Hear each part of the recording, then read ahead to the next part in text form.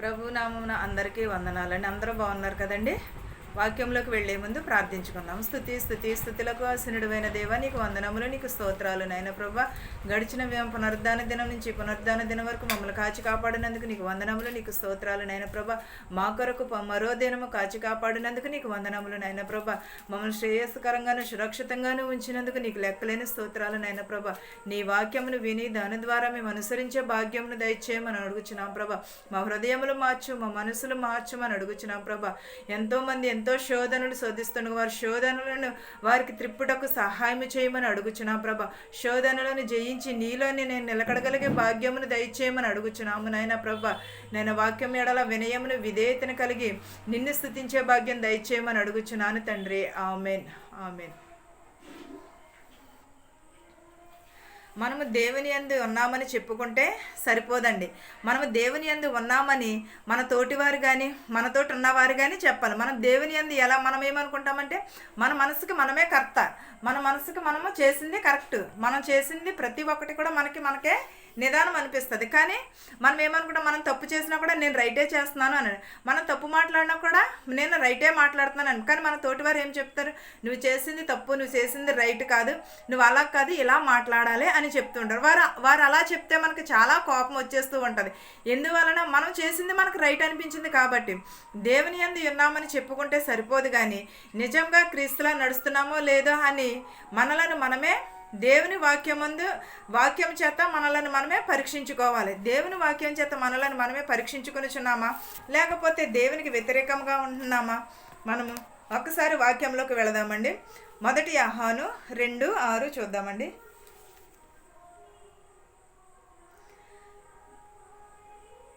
ఆయన వాక్యము ఎవడు గైకునునో వానిలో దేవుని ప్రేమ నిజముగా పరిపూర్ణమాయెను. ఏంటదండి? ఆయన వాక్యము ఎవరిలో అయితే ఉండునో గైకునునో వానిలో దేవుని ప్రేమ నిజముగా ఉండను. నిజమే కదండి. వాక్యంను అనుసరించి నడుచుకుంటే మనలో ఎవరు ఏమన్నానో కూడా మనకి బాధ అనిపించదు.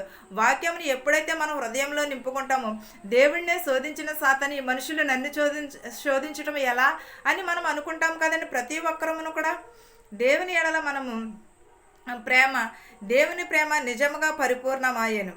ఆయన యందు నిలిచి ఉన్న వాడనని చెప్పుకునివాడు ఆయన ఎలాగూ నడుచుకునునో అలాగే తనను తాను నడుచుకొన బద్ధుడై ఉన్నాడు. మనం ఆయన యందు ఉన్నామని దీనుల వలన తెలుసుకొనుచున్నాం. ఎలాగండి? ఆయన యందు నిలిచి ఉన్న వాడనని మనం చెప్పుకునివాడు ఆయన ఎలాగ నడుచుకున్నో అలాగే తనను తాను కూడా నడుచుకోవాలి. దేవుడు ఎలా నడిచాడో మనం కూడా అలా నడవగలదమంటారా? మనం అలాగ నడిచే అర్హత మనకుందా? ఒకవేళ ఒక్క మాటకే మనము చాలా కోపపడిపోతూ ఉంటాం. అలాంటినప్పుడు దేవుడు నడిచినట్టు నడవటం మనకి సాధ్యమంటారా? మనము కానీ సాధ్యంగా చేసుకోవాలి. మనం దేవుని వాక్యంను అనుసరించి నడుచుకోవాలి.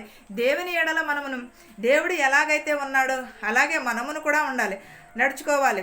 దేవుడు ఎలాగూ వాక్యం చేత నడవబడ్డాడు, మనము కూడా అలాగునే నడవబడు. బద్ధుడనై ఉండక మనం ఆయన యందు ఉన్నామని మనము తెలుసుకోవాలి. మనం దీనుల వలనే తెలుసుకునిచున్నాము. ఎందువలన వాక్యము వలనే మనము తెలుసుకుంటున్నాము. మనం ప్రతి ఒక్కరమును కూడా వాక్యమును గైకుంటే దేవునిని గైకునినట్టే, దేవుని ఎడల మనము నడుచుకున్నట్లే. మనము వాక్యమును మనము ఎప్పుడైతే నడుచుకుంటామో అప్పుడు మనకు వాక్యమే నేర్పిస్తుంది. వాక్యమే మనకి తగ్గింపు గుణమును కూడా నేర్పిస్తూ ఉంటుంది. వాక్యం నందునే కదా దేవుడు మనం నడుచుకుని అన్నాడు. మనము కూడా అలాగే వాక్యముని అందే నడుచుకుని మనము ఆయన యందు ఉన్నామని దీని వలన తెలుసుకునిచున్నాము. దేని వలన? వాక్యం వలన మనము తెలుసుకునిచున్నాము. మనం ఎప్పుడైతే వాక్యమును చూస్తామో అప్పుడు మనకు కూడా ప్రతిదీ కూడా చాలామంది వాక్యంను అనుసరించి నడుచుకోవడం మానేసి నాకు అలాగా అంటూ ఉంటారు. మనం అలాగా కాకుండా వాక్యమును మాత్రమే అనుసరించి ప్రతి ఒక్కరును కూడా నడుచుకోవాలి. 1 సమూయేలు 2:3 చూద్దామండి. యెహోవా అనంత జ్ఞానియగు దేవుడు, ఆయనే క్రియలను పరీక్షించువాడు. ఇకను అంత గర్వముగా మాట్లాడుకుడి, గర్వపు మాటలు మీ నోట రానియకుడి. ఏంటండి? యెహోవా అనంత జ్ఞానియగు దేవుడు. నిజమే కదండి. దేవునికి చాటు మరుగైనది ఏమైనా ఉన్నదా? మన హృదయ రహస్యాలు కూడా దేవునికి తెలుసు. మనం చాటుమాటున మాట్లాడే మాటలు కూడా తెలుసు. అందువలన దేవుడు చూస్తున్నాడని మనము జాగ్రత్తగా మాట్లాడాలి. ఆయన క్రియలను మనము పరీక్షించువాడు ఏంటండి? మన క్రియలను యేసుక్రీస్తు వారు పరీక్షిస్తూ ఉంటారు. మనం ఎలా ఉంటున్నాము ఏంటి, మన నడవడికను ప్రతీది కూడా దేవుడు మనలను పరీక్షిస్తూ ఉంటాడు. అందుబట్టి మనము వాక్యమును గైకొని జాగ్రత్తగా ఉండాలి. మనము ఇకను అంత గర్వంగా మనం ఎప్పుడు కూడా తోటి వారితో గర్వపు మాటలు మాట్లాడకూడదు, గర్వంగా ఉండకూడదు. మనము వినయమును విధేయతను కలిగి ఉండాలి, తగ్గింపు మనసును కలిగి ఉండాలి. తగ్గింపు మనసును కలిగి ఉంటే మనకి దేవుడు వాక్యమును బట్టి మనం ఎలాగ అనుసరించి నడుచుకోవాలో దేవుడు చెప్తూ ఉంటాడు. దానిని బట్టి మనం నడుచుకోవాలి. వాక్యమును నడుచుకుంటే ప్రతిదీ మనకి వాక్యమును ఎప్పుడైతే మనం అనుసరించి నడుచుకుంటామో అప్పుడు మనకి ప్రతీది కూడా సాధ్యమవుతుంది. ప్రతీది కూడా దేవునిలో ఎదుగుటకు మనం దేవుడు మన కొరకు మార్గంను సిద్ధపరిచి ఉన్నాడు. ఆ వాక్యంలో నడవాలంటే బైబిల్ను అనుసరించి నడుచుకోవాలి. మనకు దేవుడు మన మార్గంని సిద్ధపరిచి ఉంచాడు. ఆయన రాజ్యంలో చేరుటకు మనకు మార్గంను సిద్ధపరిచి ఉంచాడు. వాక్యమును బట్టి ఆయన యందు ఎలాగ నడిచాడో ఆ నడవడికను మనము నేర్చుకుని దానిని బట్టి మనము ఎదరకు వెళ్ళాలి. ఎప్పుడును కూడా వాక్యమును అనుసరించి నడుచుకోవాలి. మనము ఎప్పుడును కూడా మనము గర్వపు మాటలు మాట్లాడకూడదు. గర్వపు మాటలు మీ నోట రానియకుడి. నిజమే కదండి. గర్వపు మాటలు మాట్లాడుకోకుండా మనం మన నోట నుండి రానివ్వకూడదు. మనం ఎప్పుడైతే గర్వపు మాటలు మాట్లాడతామో అప్పుడు దేవుడు మనలను అంచేస్తాడు. ఎప్పుడైతే మనం తగ్గించుకుని ఉంటామో అప్పుడు హెచ్చిస్తానని చెప్పి ఉన్నాడు.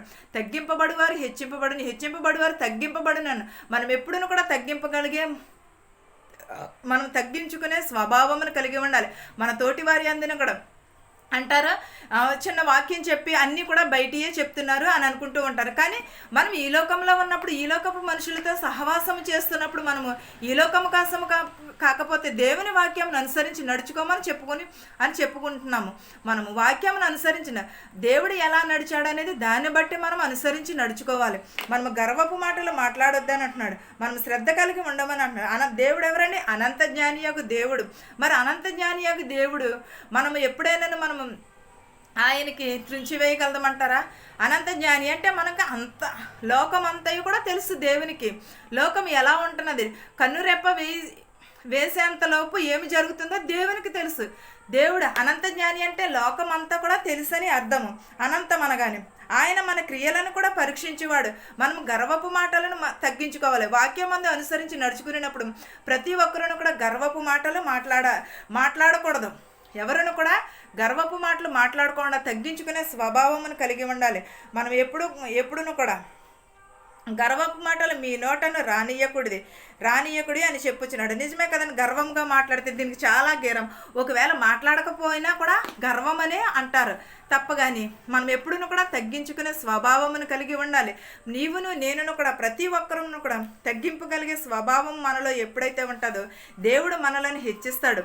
దేవుడు మనలను అప్పుడు మనకు తగినట్టుగా ఆయన క్రియలను మనం ఎప్పుడైతే కనుక్కుంటామో అప్పుడు తగినట్టుగా ఎప్పుడైతే ఉంటామో మనము అప్పుడు మనకు తీర్పు కాలం ఒక రోజు అప్పుడు మనం తగ్గింపబడేవారుగా ఉంటాము.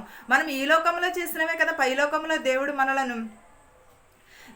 మనకు పైలోకంలో పరలోకానికి వెళతామా నరకానికి వెళతామా అనేది దేవుని వాక్యం అక్కడ నిర్ణయింపబడుతుంది. అక్కడ దేవుని వాక్యము స్థిరము కలిగి ఉంటుంది. అంతేగాని ఇక్కడ కాకుండా దేవుని వాక్యమును అనుసరించి నడుచుకోవడంలో కూడా మనం కూడా ఎంత దేవుని యందు ఉన్నామని చెప్పుకుంటే సరిపోదు కదా.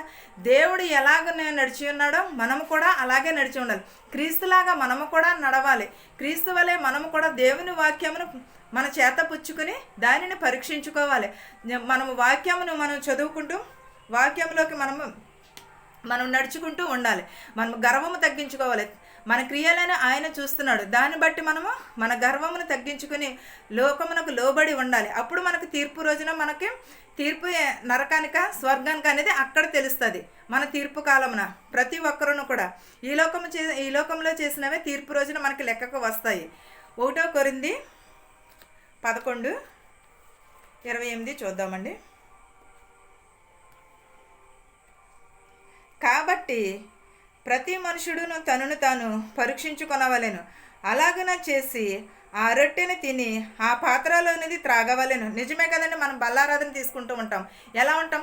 ఇలా తీసుకుంటాం, అలా వెంటనే బయటకు వచ్చి బూతులు తిట్టేస్తూ ఉంటారు, వెంటనే చెడు మాటలు మాట్లాడుతూ ఉంటారు. అది తీసుకున్నప్పుడు ఎంత జాగ్రత్త కలిగి ఉండాలి? ప్రతి ఒక్కరును కూడా, నీవును నేను కూడా చాలా జాగ్రత్త కలిగి ఉండాలి. కాబట్టి ప్రతి మనుషుడిని తనను తాను పరీక్షించుకోవాలి.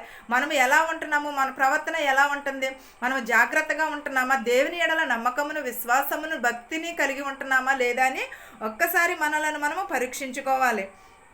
అలాగన చేసి ఆ రొట్టెని తిని ఆ పాత్రలోనిది త్రాగవలెను.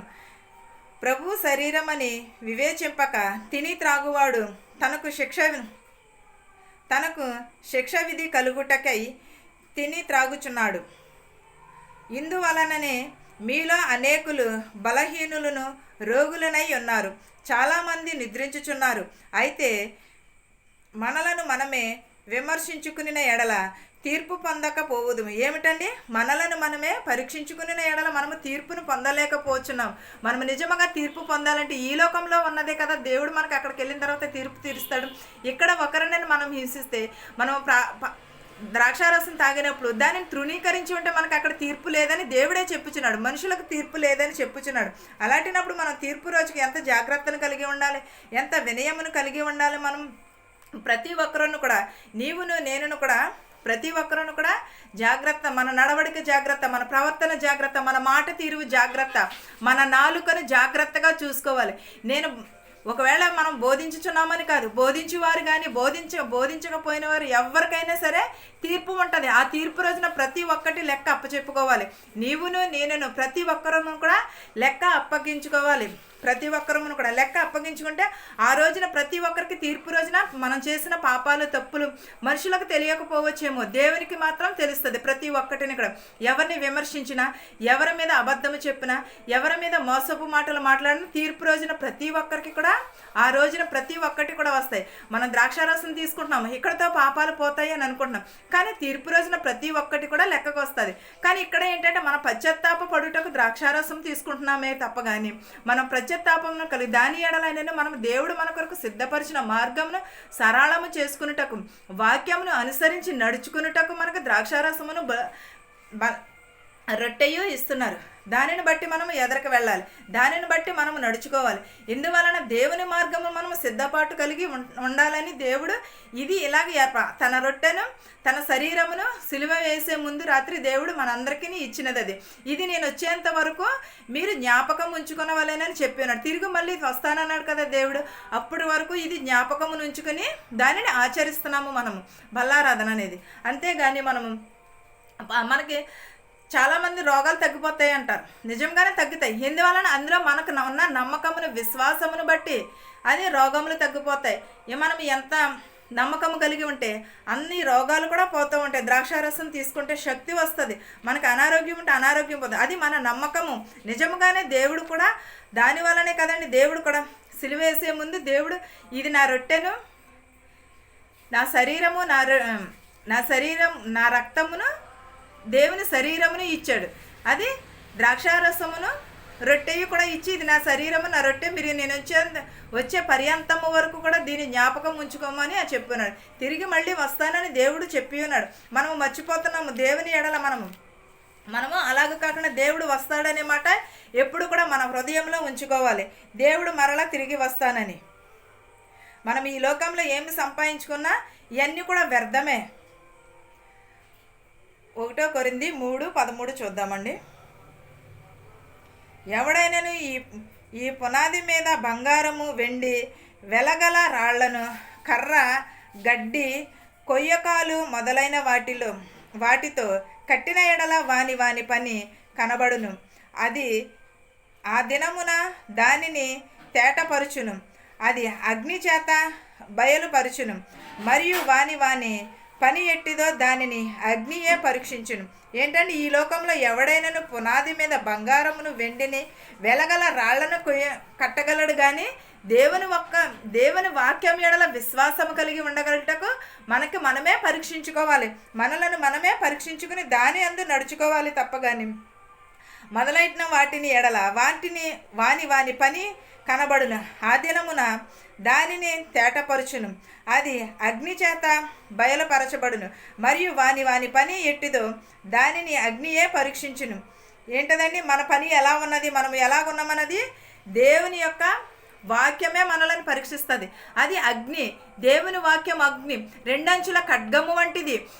అది మనలను దహించి వేస్తుంది. మన మనస్సుకు మనము ఈ లోకమైనవి సంపాదించుకున్నట కంటే దేవుని వాక్యము సంపాదించుకున్నట ఎంతో ధన్యత, ఎంతో మనోహరము. అది అందును బట్టి మనం దేవుని వాక్యమును అనుసరించుకోవాలి. దేవుని ఎడల విశ్వాసమును నమ్మకమును కలిగి ఉండాలి. దేవుని ఎడల మనం ఎప్పుడును కూడా ఈ లోకమైన వాటి వైపు కాదు కానీ దేవుని వైపు మనము చూడాలి. ప్రతి ఒక్కరును కూడా నేనును కూడా దేవుని వైపు మాత్రమునే చూడాలి. ప్రతి ఒక్కరును కూడా దేవుని వాక్యమును గైకొనాలి. దేవుని ఎడల నమ్మకమును విశ్వాసమును కలిగి ఉండాలి. ఎప్పుడైతే దేవుని ఎడల నమ్మకమును విశ్వాసమును కలిగి ఉంటామో అప్పుడు దేవుడు మనకి ప్రతిదీ దయచేస్తాడు. మనము మారు మనసును చేయమని అడగాలి. దేవుని ఎడల నమ్మకమును కలిగి ఉండాలి. ప్రతి ఒక్కరును కూడా నేనును కూడా దేవుని వాక్యమును మాత్రమే, ఈ లోకమైన వాటి వ్యర్థమైనవి, ఈ లోకమైన మాటలు వ్యర్థమైన మాటలు మాట్లాడుకోకుండా దేవుని వాక్యమును మనము అనుసరించి నడుచుకోవాలి. దేవుడు మన కొరకు సిద్ధపరిచిన మార్గము కొరకు మనము ఎన్నుకోవాలి. అంతేగాని ఈ మనుషులు ఏదో అన్నారు, ఏదో మాట్లాడుతున్నారంటే దేవుడు వారికి శిక్ష విధిస్తాడు. నిజముగా ఎవరినైనా సరే ఒకరిని తుంచి మాట్లాడితే దేవుడు మనం ఎవరినైనా తుంచి మాట్లాడామనుకోండి మనకే వేస్తాడు దేవుడు. అంతేగాని వారి పాపాన్ని వారే పోతారు. వారు ఏ లోపం అన్నది వారి మనసుకి వారికి దేవుడు శిక్ష విధిస్తాడు. మనం ఎదుటి వారిని వేలెత్తి చూపే అంత అర్హత, హక్కు మనకి దేవుడు ఇవ్వలేదు. మనకి ఈ లోకంలో తీర్పు తీర్చడానికే ఇవ్వలేదు. అలాంటినప్పుడు ఎదుటివారిని మనం అనే హక్కు మనకి లేదు.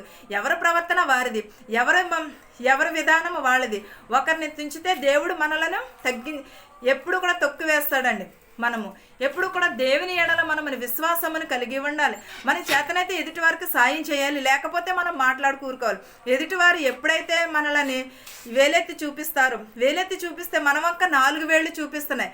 ఎదుటివారి తప్పు ఒక్క చేతితో చూపిస్తే మన వేళ్ళు 4 మన ఒక్క చూపిస్తున్నాయి. నీ కంటిలో ఉన్న దూలమును తీసుకుని నీ సహోదరుని కంటిలో ఉన్న నలుసుని తీయమని చెప్పుచున్నాడు. మన కంట్లో ఉన్న దూలమును ముందు తీసుకోవాలి. అప్పుడు తర్వాత ఎదుటివారి కంట్లో ఉన్న నలుసుని తీయడానికి ప్రయత్నించాలి. అంతేగాని మన కంట్లోనే దూలమును పెట్టుకుని ఎదుటివారికి ఉన్న కంటిలో నలుసుని తీయటము ఎంత మాత్రముగా. దేవుడు ఇలాంటివన్నీ కూడా ఒక రోజున తీర్పు ఉన్నది. ఆ రోజున ప్రతి ఒక్కరూ కూడా దేవునికి లెక్క అప్పగించుకోవాలి. మనము తెలిసిన వాక్యమే చెప్పుకుంటాం, తెలియని వాక్యం మనం తెలిసిందే మాట్లాడతాం. కానీ ఎదుటి వారికి ఏమనిపిస్తుంది, తప్పు అనిపిస్తుంది. మనం అలాంటిది కాకుండా దేవుని వాక్యమును మాత్రమే మనం గైకొనాలి. దేవుని వాక్యమును మాత్రమే వినాలి. దేవుని వాక్యమును మాత్రమే మనము నడుచుకోవాలి. మనము ఎదుటి వారికి చెప్తున్నామంటే ముందు మన ప్రవర్తన బాగోవాలి, మన మాట తీరువును బాగోవాలి. అప్పుడు ఎదుటి వారికి మనం చెప్పేది ఎదుటివారు వింటారు. మన ప్రవర్తన మన మాట తీరువు సరిగా లేనప్పుడు ఎదుటివారికి చెప్పడానికి మనం సరిపోము. ఎదుటివారిని మనం కించపరిచే అర్హత మనకు లేదు. మనను బట్టే ఎదుటివారు నేర్చుకుంటారు. అంతేగాని ఎదుటివారిని మనము తుంచే హక్కు కానీ అధికారం కానీ లేదు. దశలోనిక 1:2-4 చూద్దామండి. సువార్తను మాకు అప్పగించుటకు యోగ్యులమని దేని వలన ఎంచబడిన వారమై మనుషులను సంతోషపెట్టు వారము కాక మన హృదయములను పరీక్షించు దేవునినే పెట్టు వారమై బోధించుచున్నాం. ఏమని చెప్పుచున్నాను? సువార్తను ప్రకటించుటకు దేవుడు మనల్ని సువార్తను ప్రకటించుటకు సిద్ధము చేశాడు. కానీ ఎదుటి మనుషులను మనం కించపరచుటకు కాదు కదా. సువార్తను మాకు అప్పగించుటకు యోగ్యులమని దేవుని వలన ఎంచబడిన వారమై మనుషులను సంతోషపెట్టు వారము కాక మన హృదయములను పరీక్షించు దేవునినే పరీక్ష పెట్టేది. నిజమే కదండి. సువార్త చెప్పినప్పుడు వారు మారు మనసు పొందాలి. నా వలన ఎంతమంది రక్షింపబడ్డారు, నా వలన ఎంతమంది రక్షింపబడ్డారు, అది కావాలి. కానీ ఎదుటి మనుషులు మనకి ఎందుకండి? ఎదుటి మనుషులను సంతోషపెట్టేవారుగా ఉండాలి. కానీ మన హృదయములను పరీక్షించుకోవాలి. ఎప్పుడును కూడా మన హృదయంను పరీక్షించుకొని మనం ఎలా ఉంటున్నాము, తోటివారిని అంటున్నామే మనము నేను ఎలా ఉన్నాననేది ఎప్పుడును కూడా పరీక్షించుకోవాలి. దేవునిని సంతోషపెట్టేవారిగా ఉన్నామా లేకపోతే బోధించుచున్నాము కానీ మనం ఎలాగున్నామని ఒక్కసారి పరిశీలన చేసుకుంటున్నామా? మనం బోధిస్తున్నాము నిజమే, దేవుని వాక్యమే చెప్తున్నాము. కానీ ఎదుటివారికి నొప్పించే విధముగా ఉండకూడదు కదా, ఎదుటివారిని వేలెత్తి చూపే విధముగా ఉండకూడదు. ముందు మన ప్రవర్తన జాగ్రత్త. మీరెరిగి ఉన్నట్లు మేము ఇచ్చుకపు మాటలనైనను ధనాపేక్షను కప్పిపెట్టు వేషమునైనను ఎన్నడూను వినియోగింపలేదు. ఇందుకు దేవుడే సాక్షి. నిజమే కదండి, మీరే దేవుడు ప్రతి ఒక్కటి తెలుసు. దేవుని ఎదుటివారిని మనం ధనము వలన ఇది సువార్తను ప్రకటించుచున్నామా, లేకపోతే రక్షింపబడుటకు మనం సువార్తను బోధించుచున్నామా, లేకపోతే సంతోషపెట్టేవారిగా ఉంటున్నామా? ఎప్పుడైనా బోధించే ముందు మనలను మనం పరీక్షించుకోవాలి. ఈ వాక్యం నా కొరకేనని ఎదుటి వారికి చెప్పటం కాదు, ముందు మనము శుద్ధి కలిగి ఉండాలి. మన హృదయం శుద్ధిగా ఉంటే ప్రతి ఒక్కటి కూడా శుద్ధిగా ఉంటాం. సువార్తను బోధించుచున్నామే తప్పగాని ఇందులో మర్మములు ఏమిటనేది ఎవరైనా గ్రహించుచున్నారా? ప్రతి ఒక్కరును కూడా ఈ మర్మములను తెలుసుకోవాలి. ప్రతి ఒక్కరును కూడా దేవుని వాక్యమును అనుసరించి నడుచుకోవాలి. మనం ఎంత విధానంగా చెప్పుచున్నామో ముందు మన ప్రవర్తన, మన హృదయం అలా ఉన్నదా లేదా అని ఒక్కసారి పరిశీలన చేసుకుని అప్పుడు మనం పరీక్షించుకోవాలి. మనల్ని మనం పరీక్షించుకుని అప్పుడు దేవుని సంతోషపరచాలి. దేవుని వాక్యమును మనము గైకొనాలి. ఎప్పుడును కూడా సువార్త మాకు అప్పగించుటకు యోగ్యులమని దేవుని వలన ఎంచబడిన వారమే. నిజమే, సువార్తను మనం ప్రకటించుటకు అర్హులము కాబట్టి దేవుడు ఎంచుకొనిచున్నాడు, లేకపోతే ఎంచుకోడు కదండి. మనము అందును బట్టి మనం ఏమని యోగ్యులుగా ఉన్నామా లేదా అని మనలను మనం పరీక్షించుకోవాలి. మనుషులను సంతోషపెట్టేవారము కాక మన హృదయములను పరీక్షించుకోవాలి. మనుషులను సంతోష పెట్టకపోయినా పర్వాలేదు, ముందు మన హృదయమును పరిశీలించుకుని దానిని బట్టి వాక్యమును బోధించాలి. దేవునినే సంతోషపెట్టు వారమై బోధించుచున్నాము. దేవునిని సంతోషపెట్టువారిగా బోధించాలి కానీ మన తోటి వారిని బాధ పెట్టేవారిగా ఉండకూడదు. ఎప్పుడును కూడా మన తోటి వారికి బాధ కలిగే విధముగా ఎప్పుడును కూడా బోధించకూడదు. ముందు మన ప్రవర్తన మనము, అప్పుడు తర్వాత ఎదుటివారికి. మనం ఇప్పుడు ఎవరైనా ఉన్నారంటే ఎవరైనా మనకి ఏదైనా చెప్పారనుకో, ఇది పెద్ద నీతిమంతురాలా ఇలా చెప్పుతుంది అని అడుగుతారు. ఎందువలన ముందు మనము శుద్ధి కలిగి ఉండాలి. మన హృదయము దేవుడు మనల్ని ఎంచుకున్నాడంటే మనకి దానికి సరైన అర్హత ఉన్నది కాబట్టి దేవుడు ఎంచుకున్నాడు. లేకపోతే సువార్తను బోధించటకు ఎవరిని కూడా ఎంచుకోడు దేవుడు. మనకు చాలామంది బతుకు తెరువు కోసం ఎంచుకుంటారు, కాదని అంటలేదు. వారికి అదే వృత్తి కాబట్టి వారు చాలామంది కూడా బతుకు తెరువు కోసమే ఈ బైబిల్ని పట్టుకున్న వాళ్ళు కూడా చాలామంది అని. కానీ అందరూ కూడా అలాగలేరు, అందరూ కూడా అలాగలేరు. అందుని బట్టి మనము ఎలాగుంటున్నాము, మనం ఎలాగ బోధిస్తున్నాము, మనుషులకు వినబడే రీతిగానా లేకపోతే దేవుడికి మెచ్చే రీతిగానా నేను బోధ చేయుచున్నాను. నా వలన ఎంతమంది విశ్వాసులు ఉన్నారు, నా వలన ఎంతమంది రక్షణ పొంది ఉన్నారు, అది మాత్రమే చూసుకోవాలి. మనము జాగ్రత్తగా ఉండాలి. మన నడకను, మన ప్రవర్తనను బోధించే ముందు ప్రతి ఒక్కరమును కూడా జాగ్రత్త కలిగి ఉండాలి. ఈ వాక్యమును బట్టి ప్రతి ఒక్కరును కూడా సమాధానమును కలిగి మీ అందరికీ కృపా తోడయుండును గాక. ఆమేన్. ప్రార్థించుకోండి. స్తుతులకు ఆసనుడవైన దేవా, నీకు వందనములు, నీకు స్తోత్రాలు నాయన. గడిచిన కాలమంతా మమ్మల్ని కాచి కాపాడినందుకు నీకు లెక్కలేని స్తోత్రాలు చెల్లించుకొనిచున్నాం ప్రభా. వినయమును విధేయతను కలిగి ఉంచే భాగ్యం దయచేయమని అడుగుచున్నాం ప్రభా. మేము బోధించుచుండగా ప్రభా మా ప్రవర్తనను, మా నడకను, మన హృదయమును మేము శుద్ధి చేసుకుని వాక్యమును అనుసరించే భాగ్యమును దయచేయమని అడుగుచున్నాం ప్రభా. ఎదుటి మనిషిని సంతోషపెట్టే వాక్యమును చెప్పుటకు మాకు జ్ఞానమును దయచేయమని అడుగుచున్నాం ప్రభా. నీ ఎడల విశ్వాసమును, నమ్మకమును కలిగి జీవించే భాగ్యం దయచేయమని అడుగుచున్నాను నాయన ప్రభా. ప్రతి ఒక్కరికి స్వస్థత దయచేయమని అడుగుచున్నాం ప్రభా. మా శత్రువుల్ని, మిత్రువుల్ని కూడా దీవించమని అడుగుచున్నాము నాయన ప్రభా. ప్రతి ఒక్కరిని నాయన ప్రభా రక్షణ దయచేయమని అడుగుచున్నాం ప్రభా. అనారోగ్యంతో బాధపడుచున్నారు ప్రభా, వారిని ముట్టి స్వస్థపరచమని అడుగుచున్నాం ప్రభా. జ్వరములతో బాధపడుచున్నారు ప్రభా, జ్వరము తగ్గుటకు సహాయం చేయమని అడుగుచున్నాము నాయన ప్రభా. నాయన నీకు స్తోత్రము నాయన, నీకు వందనాలు నాయన ప్రభా. ఇతర దేశంలో పనిచేయుచున్న వారికి శక్తిని, బలాన్ని దయచేయమని అడుగుచున్నాం ప్రభా. మెడుకులకి వెళుచున్న వారిని ప్రభా మెడుకుల పాసేడకు సహాయం చేయమని అడుగుచున్నాం ప్రభా. నాయన నీకు వందనాలు చెల్లించుకొనిచున్నాము నాయన ప్రభా. వినయమును, విధేయతను కలిగించే భాగ్యమును దయచేయమని అడుగుచున్నాం ప్రభా. ఇతర దేశాలు వెళ్ళాలని ప్రయాణం పెట్టుకున్నారు ప్రభా, వారి ప్రయాణం అంతట్లో తోడునీడగా ఉండమని అడుగుచున్నాము నాయన ప్రభా. నీకు శక్తిని, బలాన్ని దయచేయమని అడుగుచున్నాము నాయన ప్రభా. ఏ శాతాన్ని శోధనలను, ఏ కీడును రాకుండా కాచి కాపాడమని అడుగుచున్నాం ప్రభా. బస్సులో వెళుచున్నటువంటి, రైల్లో వెళుచుంటాను, హెలికాప్టర్లో వెళుచున్నట్టు, ఆటోల్లోని, ట్యాక్సీలోని, బండ్ల మీద వెళుచున్నటువంటి వారి గృహాలకు సురక్షితంగా చేర్చమని అడుగుచున్నాం ప్రభా. ఆపరేషన్ చేయించుకున్నారు ప్రభా, వారి గాయములను ముట్టమని అడుగుచున్నాం ప్రభా. బాలింతలను దీవించమని అడుగుచున్నాం ప్రభా. గర్భిణీ స్త్రీలకు సులువైన కానుపు దయచేయమని అడుగుచున్నాము నాయన ప్రభా. పిల్లలు లేని వారికి పిల్లలు దయచేయమని అడుగుచున్నాం ప్రభా. యవనస్తులను, యవనరాలను, వృద్ధులను ప్రభా ప్రతి ఒక్క బిడ్డని దీవించమని అడుగుచున్నాం ప్రభా. చదువుకుంటున్న బిడ్డలను కూడా ప్రభా సురక్షితంగా వెళ్ళి సురక్షితంగా వచ్చేటకు సహాయం చేయమని అడుగుచున్నాము నాయన ప్రభా. నేను ఉద్యోగాలు లేని వారికి ఉద్యోగములు దయచేయమని అడుగుచున్నాము నాయన ప్రభా. ఉద్యోగాలు చేసుకుంటున్న వారికి క్షేమంగా వచ్చేటకు సహాయం చేయమని అడుగుచున్నాం ప్రభా. నీ రెక్కల చాటున భద్రపరచమని అడుగుచున్నాం ప్రభా. నీకు వందనాలు, నీకు స్తోత్రాలు చెల్లించుకొనిచున్నాను నాయన ప్రభ. ప్రతి ఒక్కరిని ప్రభ ముట్టి స్వస్థపరచమని అడుగుచున్నాను నాయన ప్రభ. నీ ఎడల విశ్వాసమును కలిగి భాగ్యమును దయచేయమని అడుగుచున్నాము నాయన ప్రభ. సొంత ఇల్లుల కోసం ఎదురు చూస్తున్న వారికి సొంత ఇల్లులు దయచేయమని అడుగుచున్నాం ప్రభ. అప్పుల బాధలలో ఉన్న వారికి అప్పుల బాధలు తీర్చమని అడుగుచున్నాము నాయన ప్రభ. నేను ఇంకనూ ఎవరినైతే మర్చిపోయింటే వారందరినీ దీవించమని అడుగుచున్నాము నాయన ప్రభ. వృద్ధాప్యంలో ఉన్న వారిని దీవించమని అడుగుచున్నాం ప్రభ. నడు వయసులో ఉన్న వారిని దీవించమని అడుగుచున్నాము నాయన ప్రభ. విధవరాలు తరపున వ్యాజ్యమాడేవాడు అన్నారు నాయన ప్రభ. వారి కుటుంబంలోను వారి బిడ్డలను కూడా దీవించమని అడుగుచున్నాము నాయన ప్రభ. ఇంకను ఎవరినైతే మర్చిపోయింటే వారందరినీ కూడా దీవించమని అడుగుచున్నాం ప్రభ.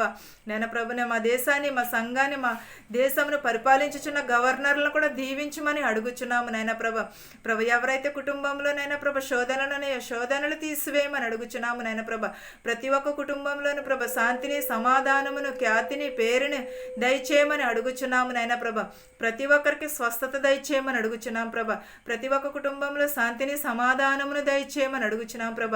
నీ ఎడల విశ్వాసమును, నమ్మకమును, సమృద్ధికరమైన జీవితములను దయచేయమని అడుగుచున్నాను తండ్రి. ఆమేన్. పరలోకమందున్న మా తండ్రి, నీ నామము పరిశుద్ధపరచబడును గాక, నీ రాజ్యం వచ్చును గాక, నీ చిత్తము పరలోకమందు భూవేందు నెరవేరినట్లు మానుదినాహారము నేడు మాకు దయచేయము. మా ఎడల మేము అపరాధములు చేసిన ప్రకారము వారిని క్షమించుమని, శోధన నుండి, దుష్టుని నుండి తప్పించుము. రాజ్యమును, శక్తియు, మహిమయు నిరంతరము నీవై ఉన్నావు తండ్రి. ఆమేన్. ఆమేన్.